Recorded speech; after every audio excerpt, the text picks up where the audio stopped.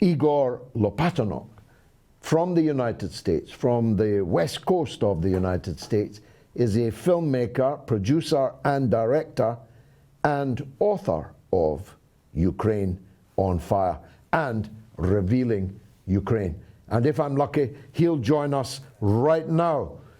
Igor, I'm very happy that you could join us. Deal with that last point of mine first, would you? Why do so many people imagine that war in the Ukraine began just over a month ago rather than 8 long bloody years ago? Hi, George. Thank you for having me in your show. I'm very pleased.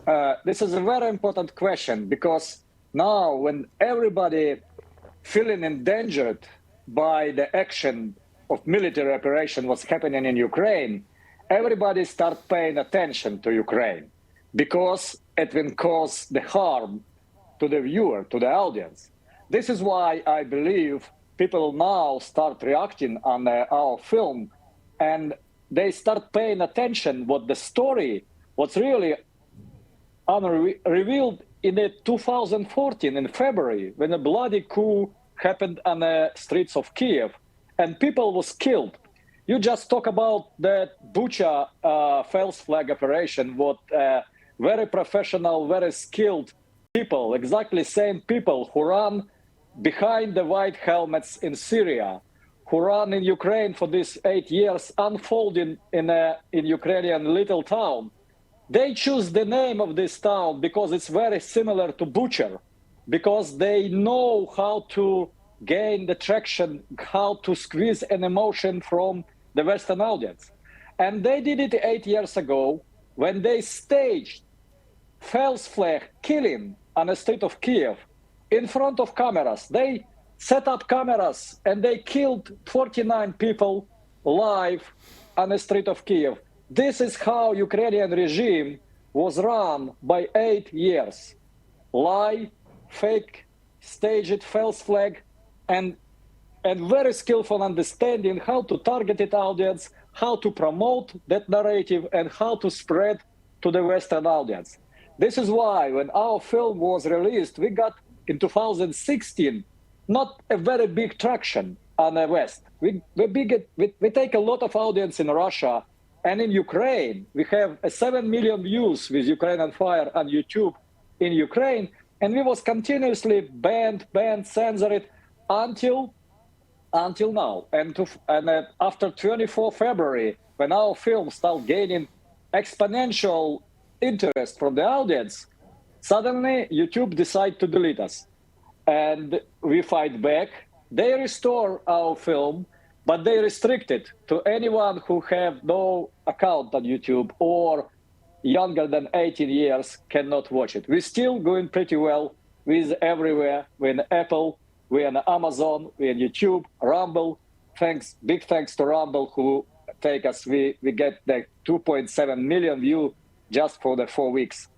And we're trying to tell the truth about Ukrainian crisis and analyze the roots. As a filmmakers, we have much more freedom than news. We can go deep. We can dive in the history. We can dive in the years and the centuries of that conflict. And to understand it better, people need just to watch the film. And we also did the sequel for the Ukraine on Fire, what's called Revealing Ukraine in 2019. And we also film another film in 2021, and we're currently filming now because it's a crucial and important time. We're all in danger because of all of this. Yes, I mean, a little knowledge is a dangerous thing, as someone famously once said. And everyone now has a little knowledge of Ukraine. The problem is that that knowledge has come through a filter to lead them only in one direction. Am I right? Yes. Not only filter, they try to saturate the media with a polyphony of different aspects with same thread. So they push in same narration, but with a little bit different craft. And this is how they dominate the narration, and this is how they try to erase everyone who has an alternative vision, another side of story, who have different POV, different point of view, they very, very afraid of something else emerge because it can counterbalance, and that can give to audience real perception what's going on, what is going on with from this side and from that side. This is why I was an enemy of the state after my film in Ukraine, and my film was prohibited, and they fired even grenade launcher in 2019 to the building of TV station who have a plan to release our sequel for Ukraine on Fire. This is how they fight the truth. This is how the people, and don't make any mistake, this is not Ukrainian people. That residents of these people in the state of Virginia and close to Langley, this is where the people who instruct Ukrainians, who write the technology, who give them examples, who train them, and who amplify them, this is the place. And we also know the names of these people who are behind of this narration. There's a people like a Joel Harding, who was operating in Ukraine from 2014 and early, crafting the Maidan narration, starting do the Russophobic signs on the Maidan and pushing the narration in a way to alienate Ukrainians and to make them fight with Russians, because this is how empire working, divide and conquer. You need to separate. It's like, it's a myth about, not a myth, it's a idea that Russians unbeatable on a battlefield. You can only beat Russians if you make them fight each other. This tactic and this strategy, what they working on now. Now, what did you discover about the extraordinarily close and personal relationship of the Biden family to all of this? This is something else that in any normal polity, in any normal media, would be a matter of very great importance. Everyone would know and everyone would be talking about. Wait a minute, what did the Bidens have to do with Ukraine? They have no familial connection there.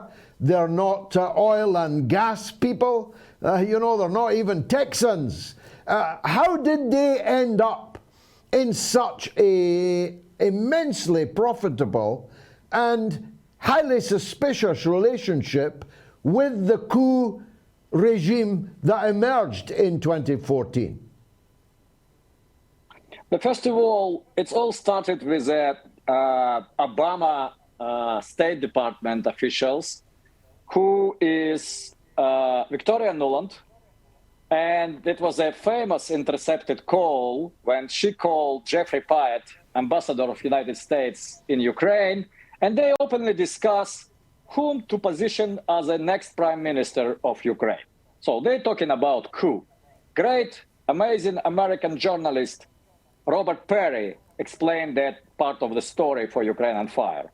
After that, and in the very end of this conversation, after famous quote, the European Union, this is how Victoria Nuland think about Europe, they agreed what's the time to talk to Sullivan, who is now national security advisor in the White House, and to dispatch the Biden.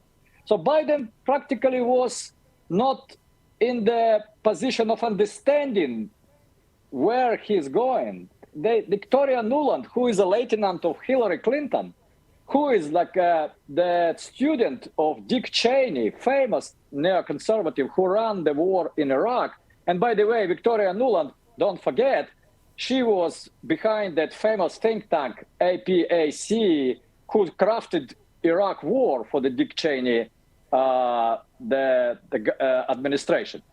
That was a master of these puppets. And after that, Biden, who started visiting Ukraine very often, he was like 14 times for the few years, and make a friendship with a crooked Ukrainian president, Petro Poroshenko, who is an oligarch who was exposed in Panama case with his numerous offshore accounts. They start making some kind of business. And business was, first of all, about oil, because Hunter Biden find the lucrative position and a company called Burisma, and that company was under investigation, and they arranged that membership in a board of Burisma by people like Hunter Biden and David Archer, just because they want to protect their assets. They want to show, like, listen, we have a son of the vice president in our board. Please, get lost. But Ukrainian prosecutors started investigating that deeper and deeper until the time when President Poroshenko was called by President Biden, and Vice President Biden demand to fire that prosecutor immediately, 24 hours, or the Biden will put on hold $1 billion of credit, what was approved already for Ukraine. Poroshenko tried to, to stand and say, this is not you who approved it, this is Obama did. And what that Biden call him.